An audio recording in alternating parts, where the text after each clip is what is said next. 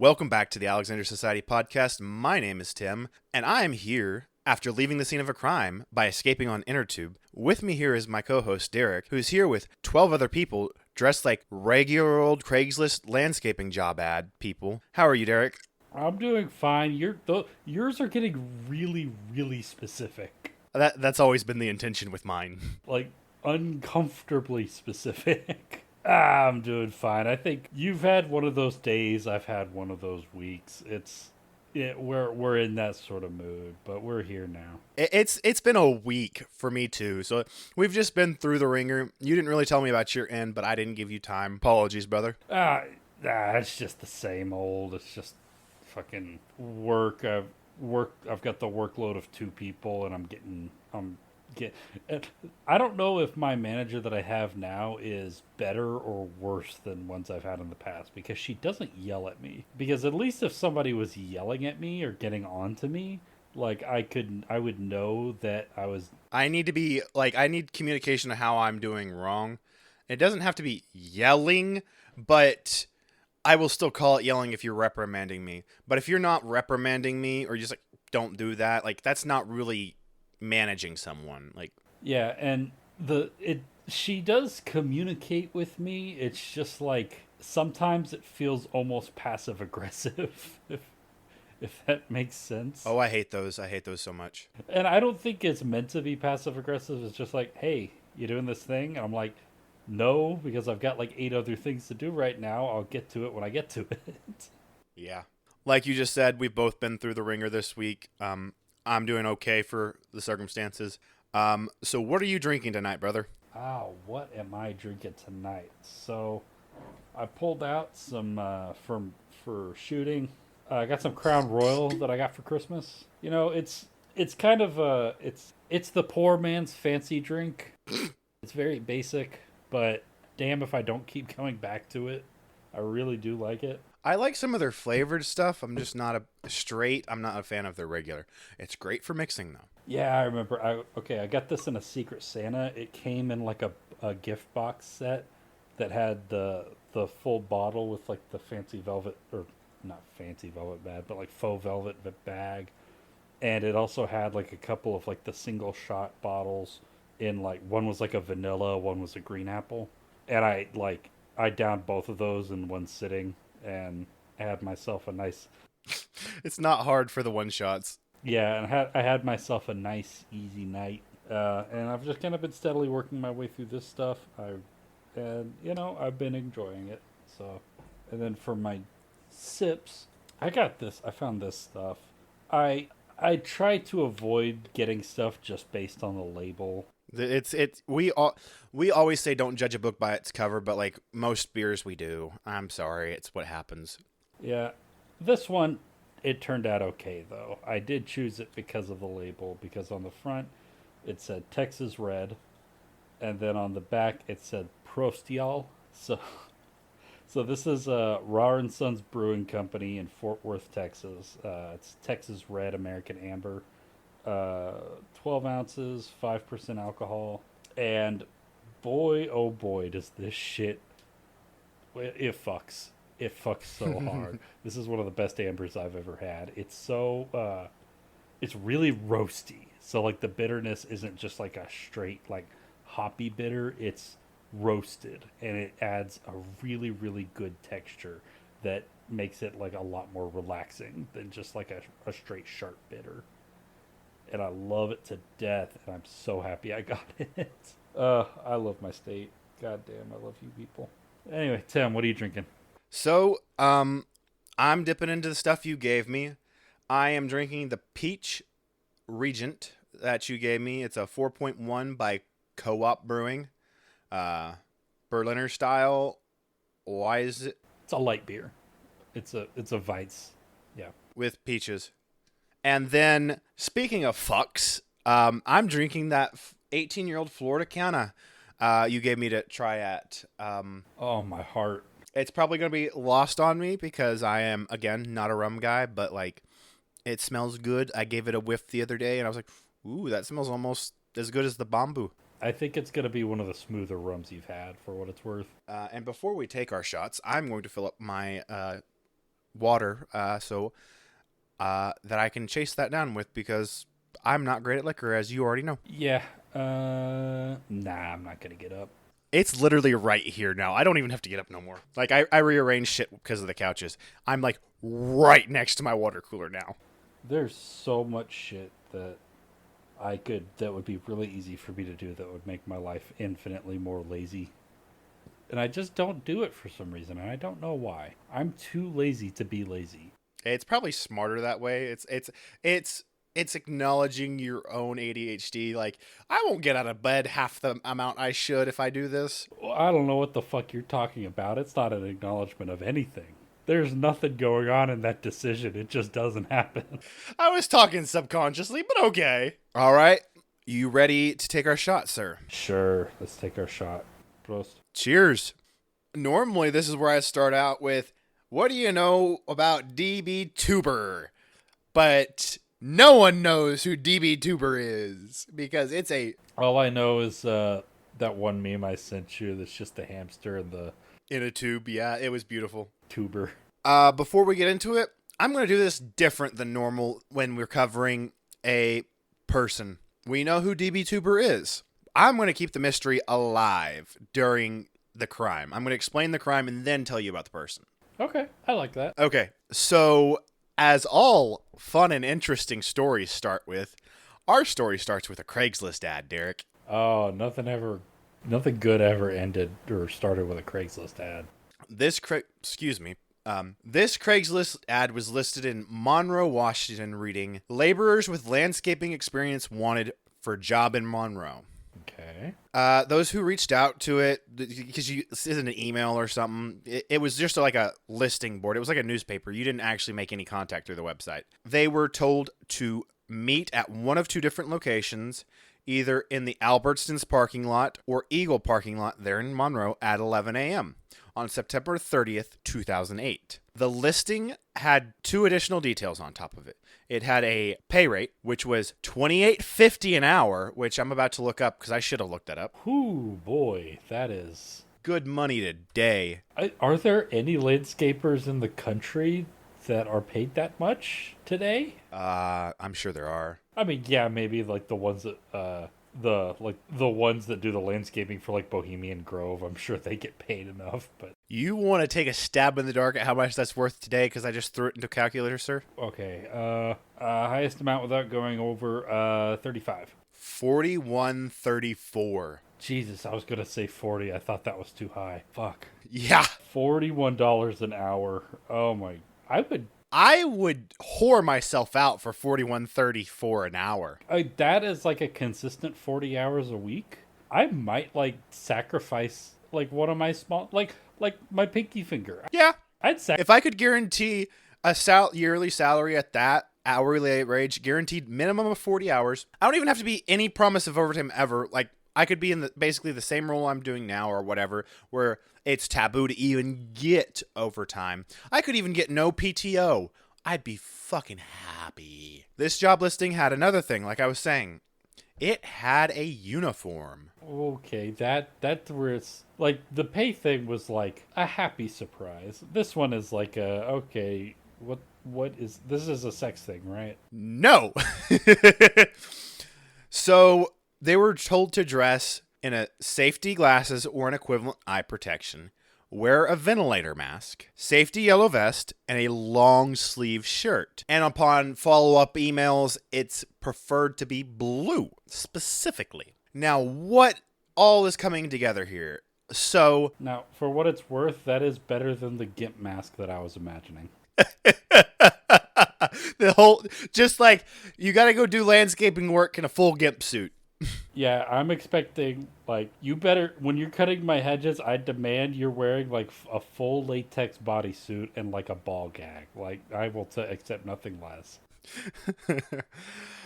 So the significance of both locations where they were requested to be at is they were right next to good old Bank of America there in Monroe, Washington. Okay, if somebody were perceptive, I could see them getting some red flags off of all of this information.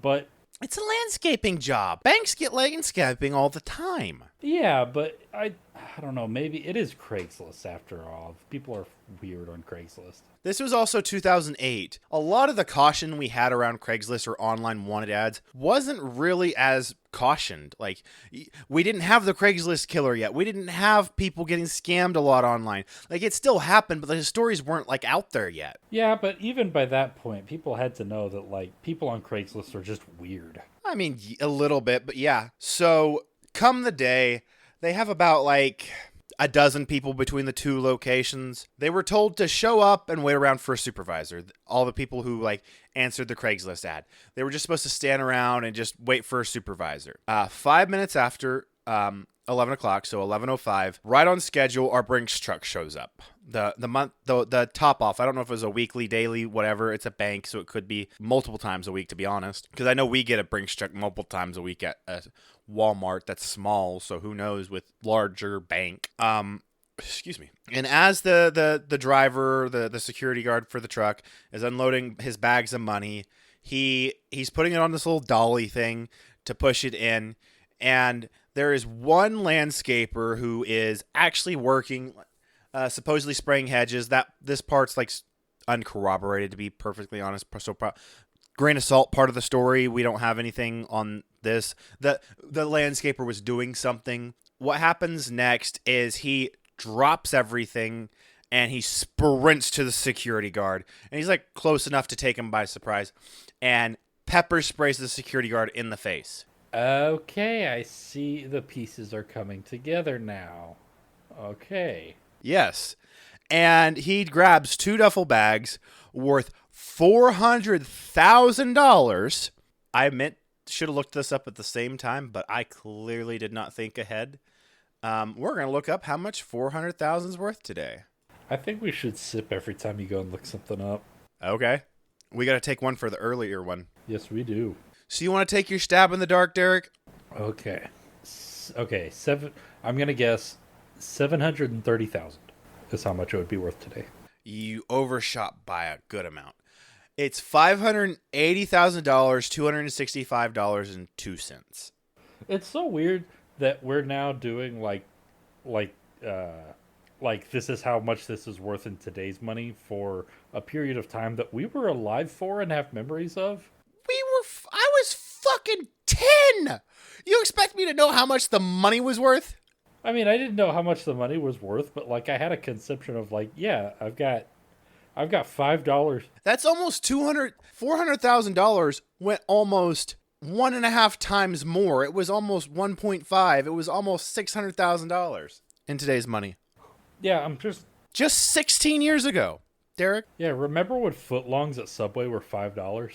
And their biggest advertisement was a pedophile? Now, yes, but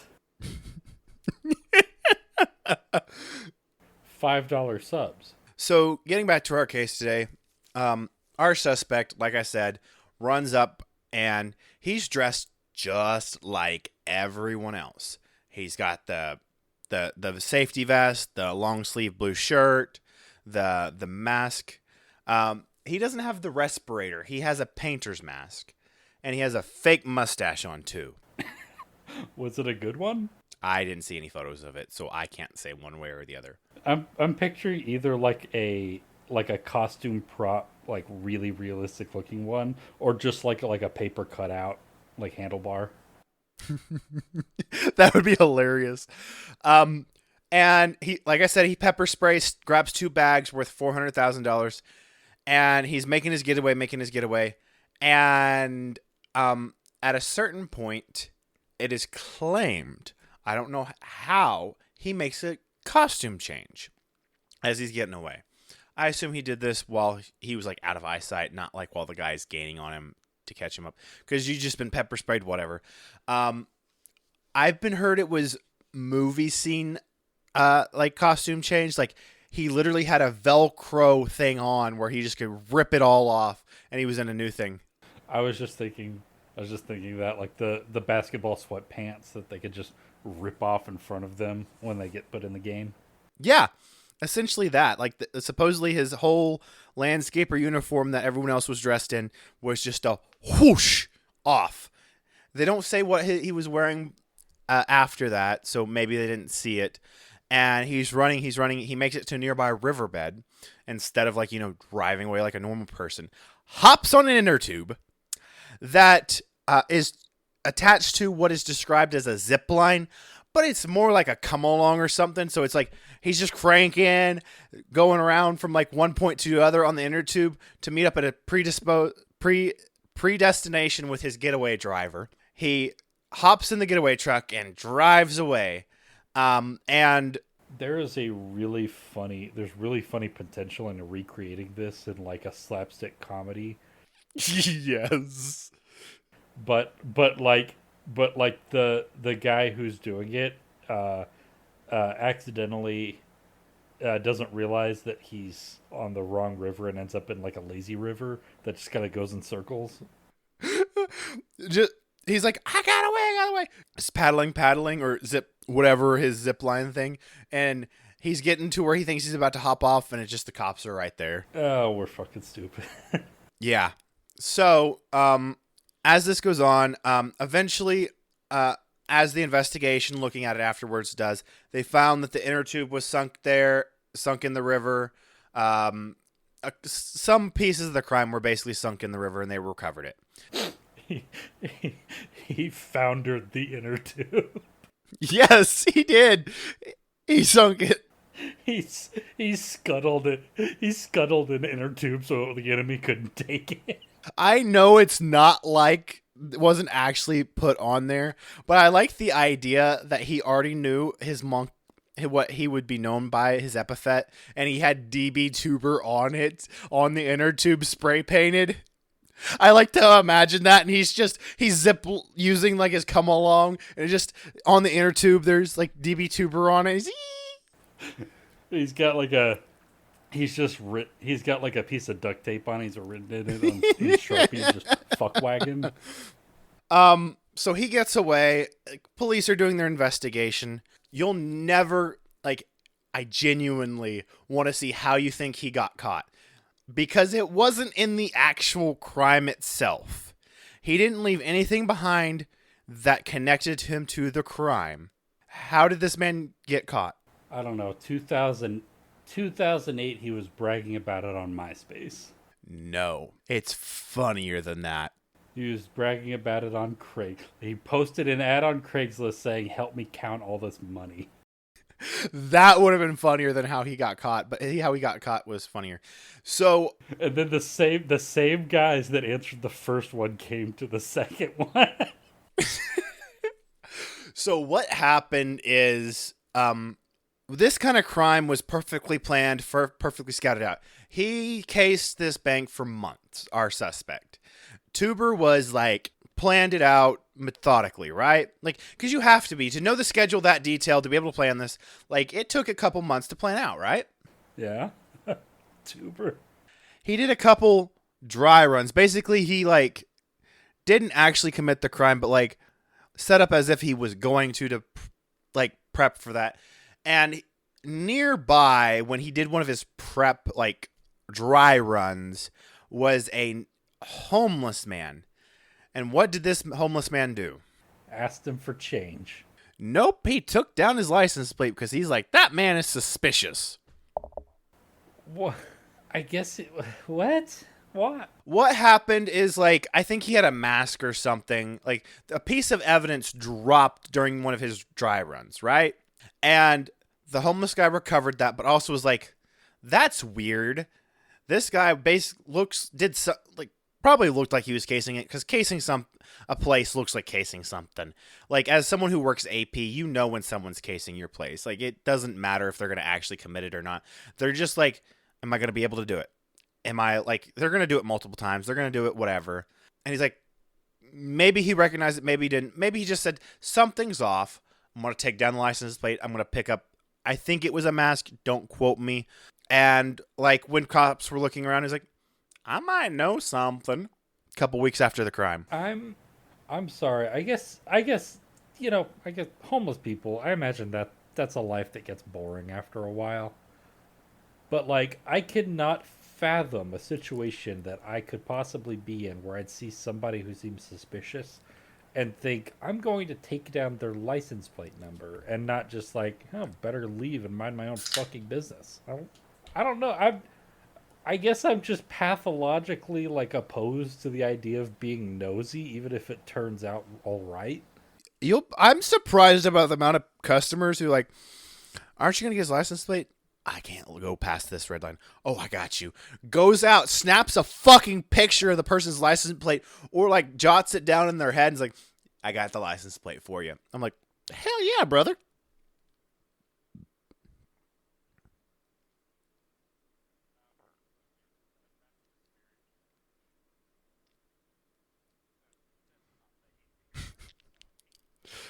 I I know it is, but like, so based on this, do you have any presuppositions on who DBTuber is? Like, what kind of person he is? What you have any ideas on? Who do you think DBTuber is? Like, what kind of man is he?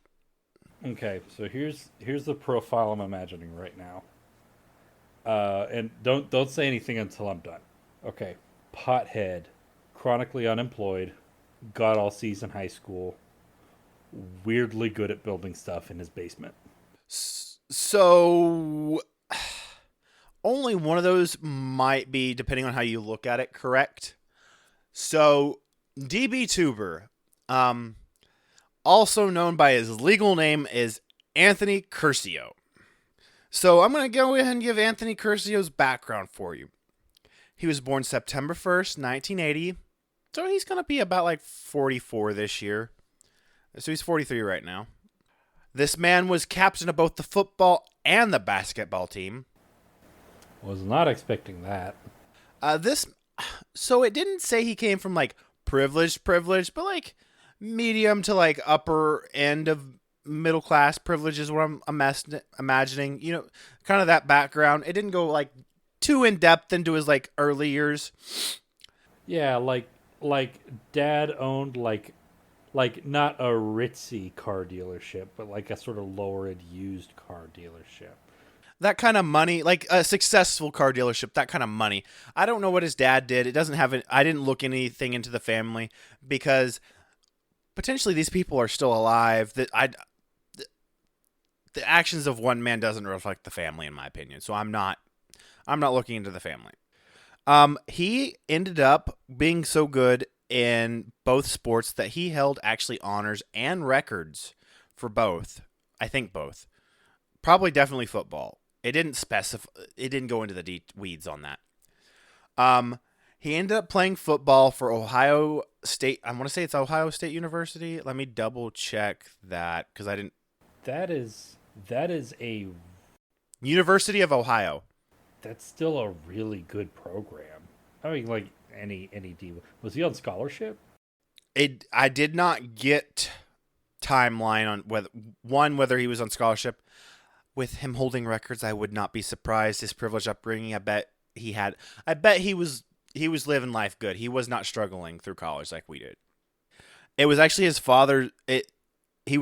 I pulled up the article, went to look up the university because I only played football at Idaho. That was bad on my notes. It was his father's alma mater, so I bet he had at least a couple scholarships. He may have not been on a full ride, and plus it seemed like he from not fully privileged, but slightly privileged upbringing. He probably wasn't paying out of pocket. At least his parents were covering it if anything wasn't covered by the school. Like he was probably doing pretty good. And from there, during one of these practices, it doesn't say how long he'd been in college. It didn't say whether it was like his freshman, sophomore, junior, senior year. In my head, I have the idea of it's a sophomore year. Don't ask me why. That's just the idea. Like I like to think he wasn't just starting football, but he was still early in his college career. That's the year that bad stuff happens. Yeah, maybe. And Yeah, freshman year, great. Junior year, okay. Senior year, excellent. Sophomore year, fucking blows. shit. Yeah. In one of these practices, when he was practicing his punt, he tore his ACL. Oh man, he didn't even get it like in like a cool way, like on TV or anything. It had to be like during practice. It was in a practice. There was no good game footage. There was nothing. It's just during practice one day, unfortunately. Man, you know how much I wish that I had footage or even like just a camcorder recording of when I broke my arm at football practice? It'd probably been dope. Yeah, You would have looked badass. I'd watch that shit. Well, I did cry and I was pretty loud about it, so maybe not, but if there was like a cheering crowd to kind of cover up my wails of despair, it might have. It would make it more bearable. Yeah, it might make me seem like a stoic badass rather than a literal like 12-year-old child. Very obviously, tearing your ACL ends your football career, but do you know what else it introduced him to? Opiates. Yes, sir. Good old Vicodin. I knew it. Called it. Saw it from a million miles away. Okay, I'm starting to get an updated profile. I'm getting this guy's actions a lot better now. So what's your updated profile? Who do you think he is? Okay. Chronic opiate abuser, resentful at failed opportunity, probably living below the tax bracket he was expecting at that point in his life. Probably very angry individual. Probably has some failed relationships. And I don't know, maybe a prior record? You're not really even close on the last two. I'm going to cover a couple things from the Wikipedia article. His prescription addiction became so bad that he intentionally re-injured himself by kicking a coffee table repeatedly in order to obtain more pills. Ooh. Oh, that... Again, this is Wikipedia. I did not check their sources, so take this from a grain of salt. That's just an insane, okay, that's definitely something an addict would do. Yeah, that's just sad. That's not even funny. That's just... Fuck, now I want to... Just let the guy keep the money. Like, holy shit. This was before he stole the money. This is still our background on Mr. Curcio. Yeah, I know. Yeah, I know. Back, the guy's obviously, dealing with some shit. Just let him... he earned that money. Here, hold on. Eric, let's take a shot for that. I did not prep a shot, but I'm hacking a fraud. Just a shot for, the worst stub toe that I could possibly fathom. Cheers. Prost. So, not long after that, his family gets concerned and they send him to rehab. Okay, yeah. After a 21-day rehab, what does this man decide to do? And no, I won't give you the cheap answer and say relapse. I know it's going to involve breaking out of rehab in some way. He relapses, obviously, later. What does he do right after getting out? Oh, man. What is the, upper middle class thing to do? Not after rehab, just in general, what is the upper middle class thing to do? He goes to Cheesecake Factory.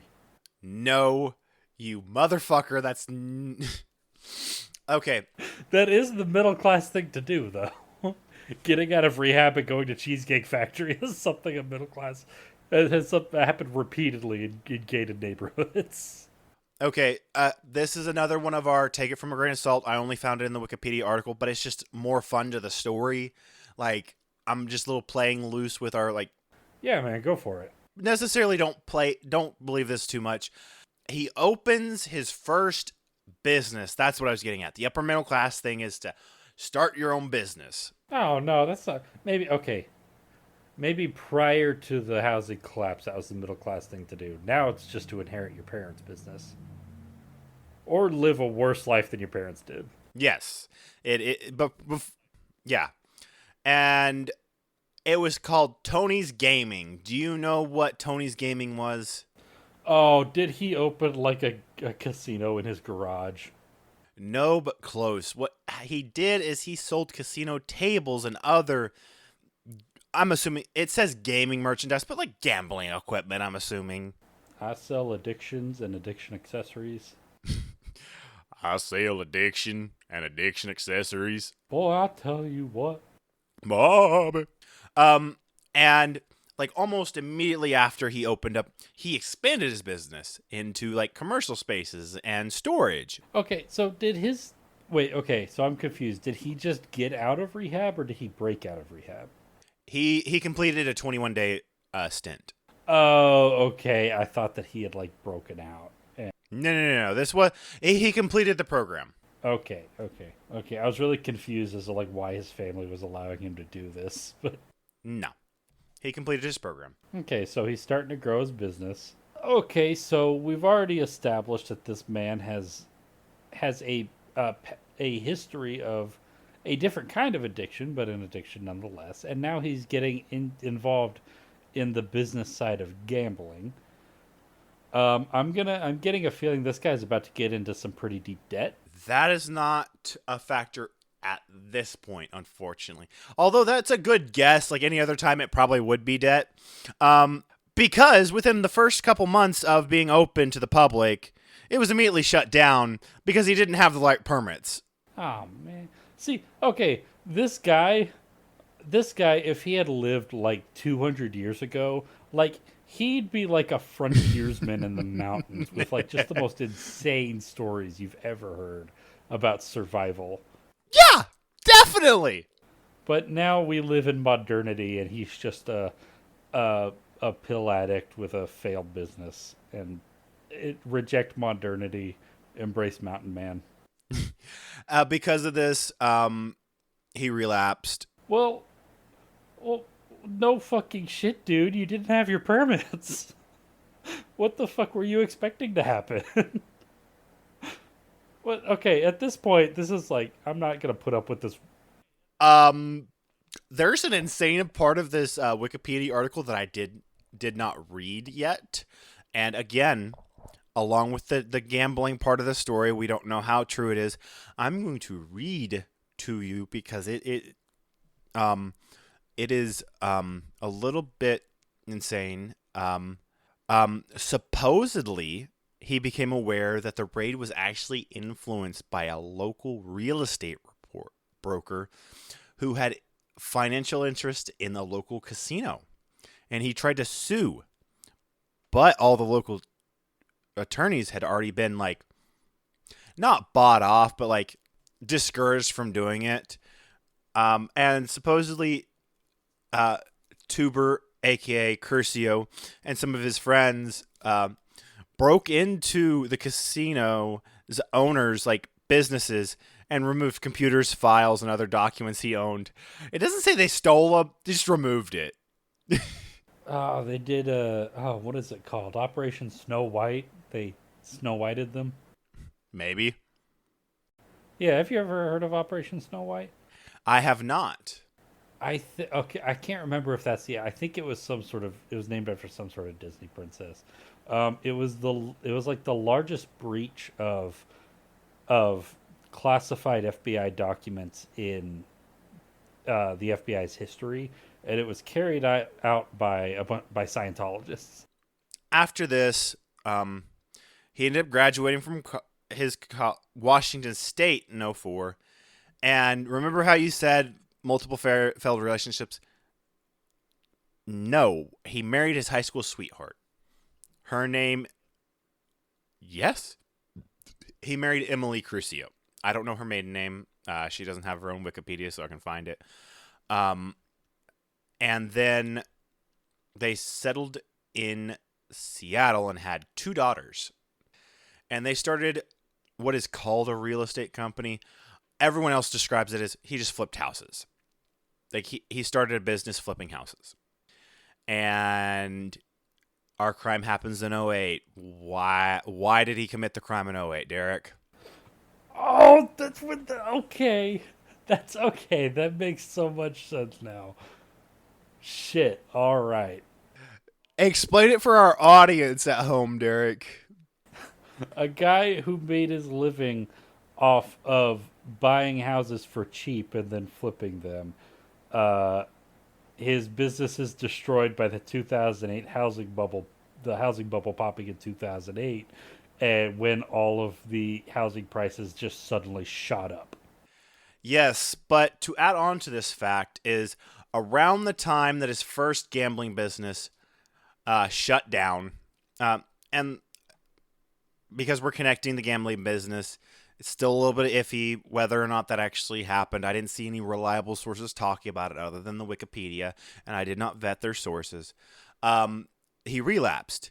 And during his relapse, everyone agrees on this part, is he started forging prescriptions. Hell yes. Hell yes. That is my kind of crime. You know why? Doctors already have shit handwriting. It's so easy to do. Just scribble a few lines on a piece of paper and say, "Hey, this is for my doctor. Can I get some like really powerful opiates, please?" Hey, sure thing, boss. What really ended up happening at the end of the day is the housing market collapse happened, and he has this pill addiction. He has all this, and he was like, "Well, I can't tell my wife that the housing market is causing our business to fail, and I'm already spending our money really, really fast because I have a pill addiction." I'm not gonna lie. For someone who has a pill addiction, he is very high functioning. He's able to do a lot of shit. Yeah, even while he's completely like just completely numbed off his ass, he's still able to convert that like retro 70s living room with a little bit of like cigarette smoke damage into the worst beige modernist design you've ever seen in your life. Yeah. Um, at the end of the day, like he decided that the bank robbery was his best bet. He scoped it out for months.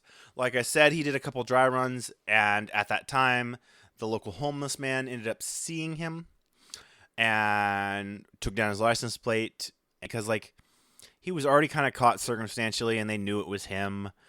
Speaking on his drug habit, and supposedly ABC News, he was spending nearly 15 grand a month on his drug habit, which ended up evolving into cocaine and benzos. Um, Not too much to say on there. They caught him. They ended up taking him to trial. At the end of the day, he was sentenced to 72 months or 6 years in prison. Like he was caught.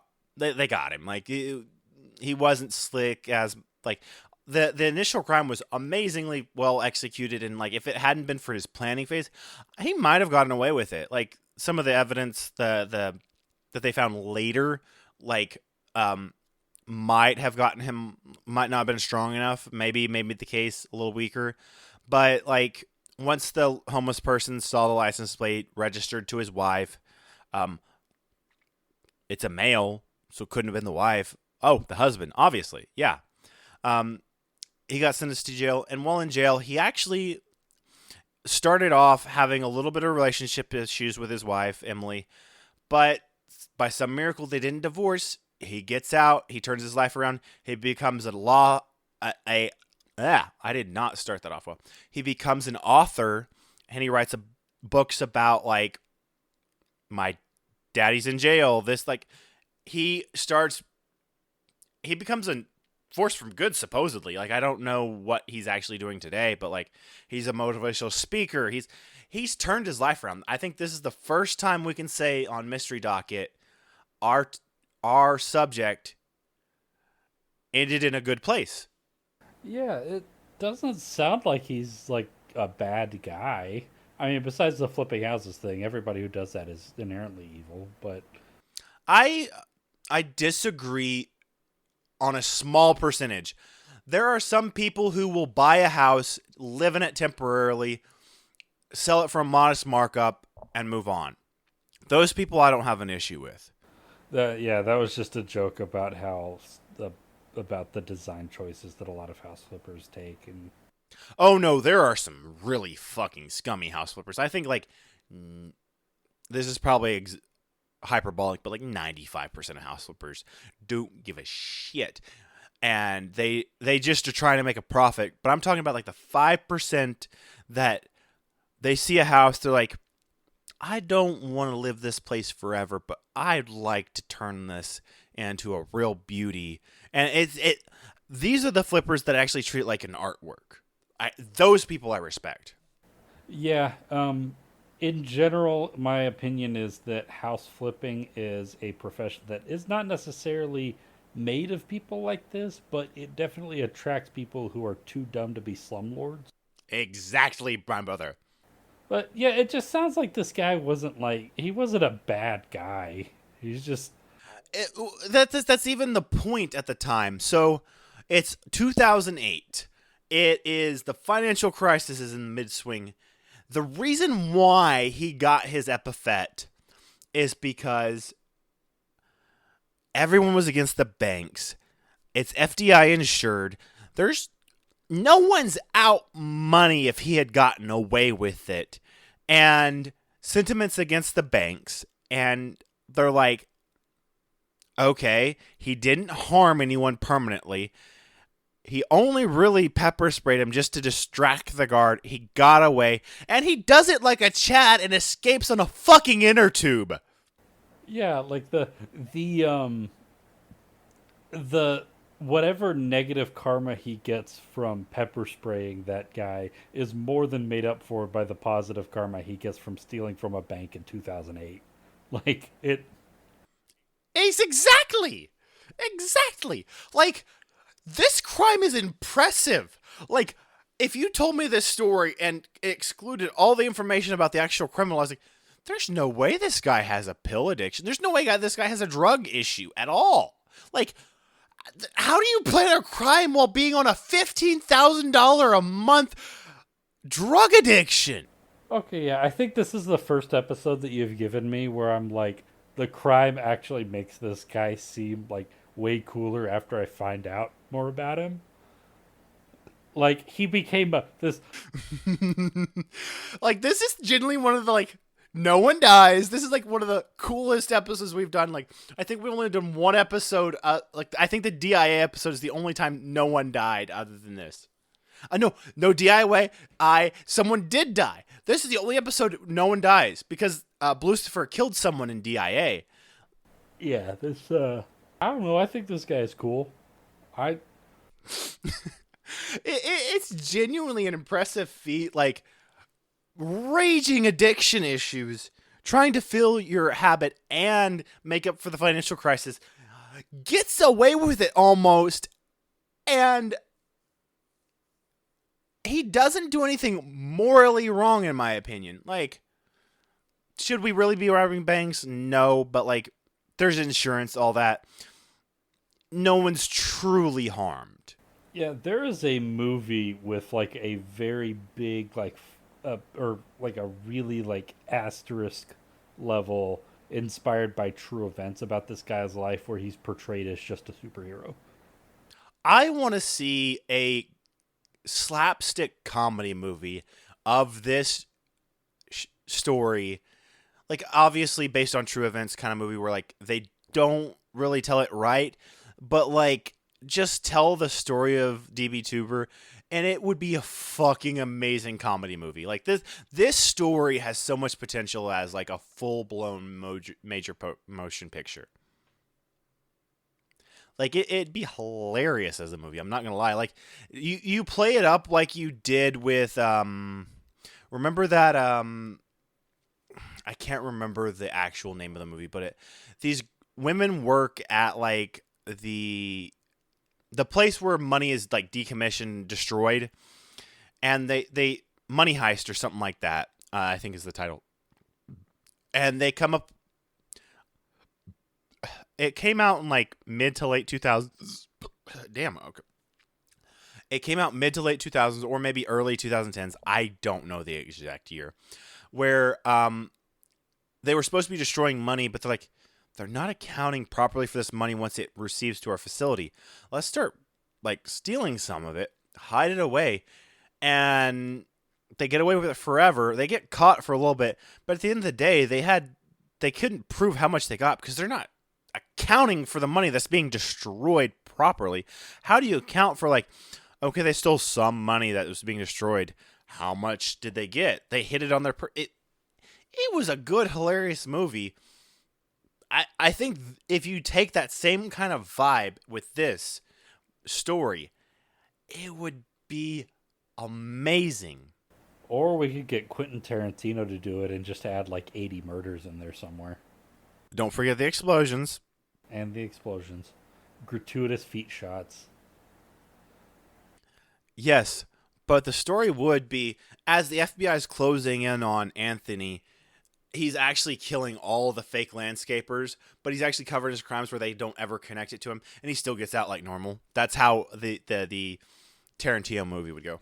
Oh yeah, it'd have to end in like the what Tarantino thinks is like the best case scenario with the most gratuitous violence. And Oh yeah, there would be so much more violence in the story if Tarantino did it.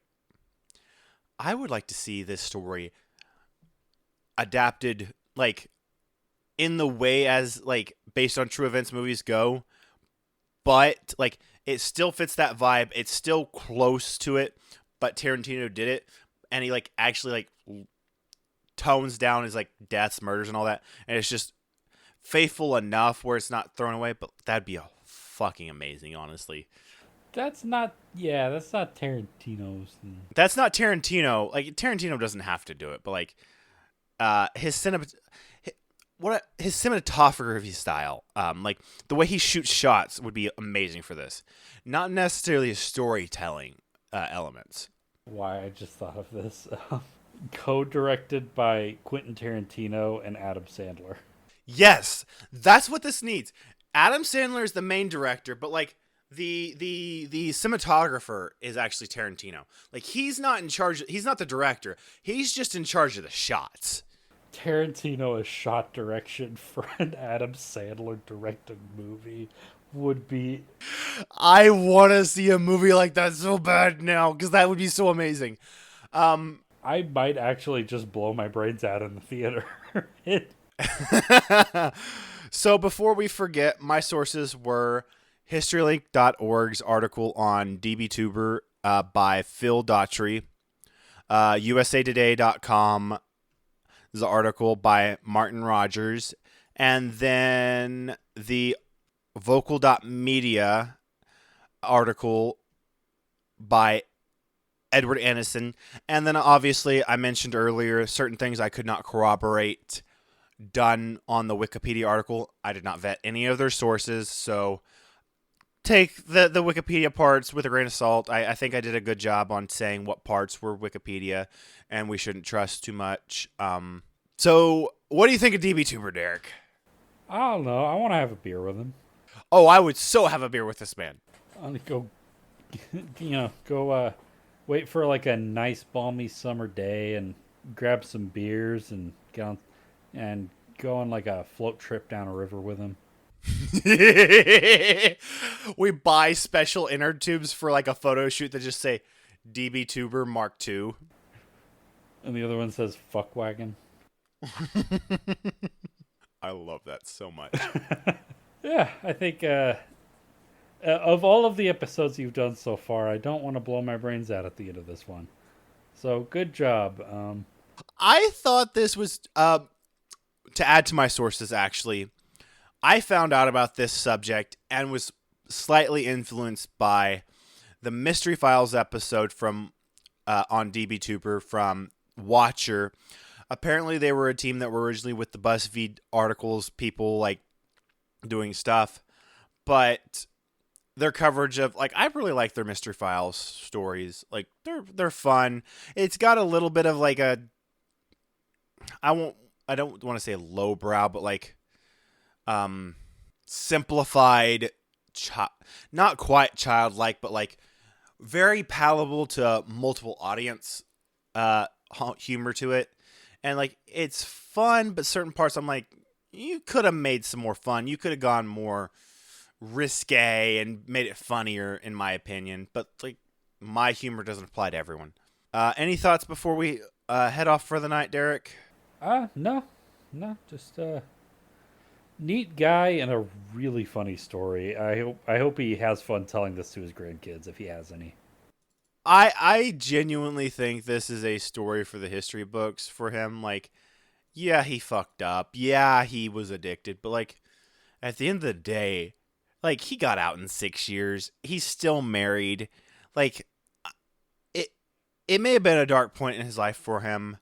But, like, he's a real Chad for pulling through, changing his life, and ended up in a better place at the end, you know? So, Derek, where can they find you on social media? They can find me on Twitter at Visigoth. The first I is a 1, the O is a 0. They can find me on Blue Sky at Visigoth. The first I is just a regular I, and the O is a 0. Tim, where can they find you and the podcast stuff? So they can find me both on Twitter and Blue Sky because the ats are the same at Tim, aka Otis. But they can find us as this podcast on Facebook and Instagram at the Alexander Society Podcast, on Twitter and Blue Sky at Alex Society Pod, and on TikTok at and on TikTok at Alexander Society, where I promise you, at least I will be doing beer reviews, even if I can't convince Derek to do them. And I will get back to doing episode descriptions because I've been very bad at that. I missed the last 2 episodes, and I apologize to our audience. Those episodes I'm talking about are our Malcolm X episode and our Bonnie and Clyde episode. I will make sure we do one on at least Theranos. I apologize to our audience. And if you've enjoyed what you've listened to today, we would appreciate it if you could give us a rate and review on your streaming platform of choice, and we will see you next time. Goodbye.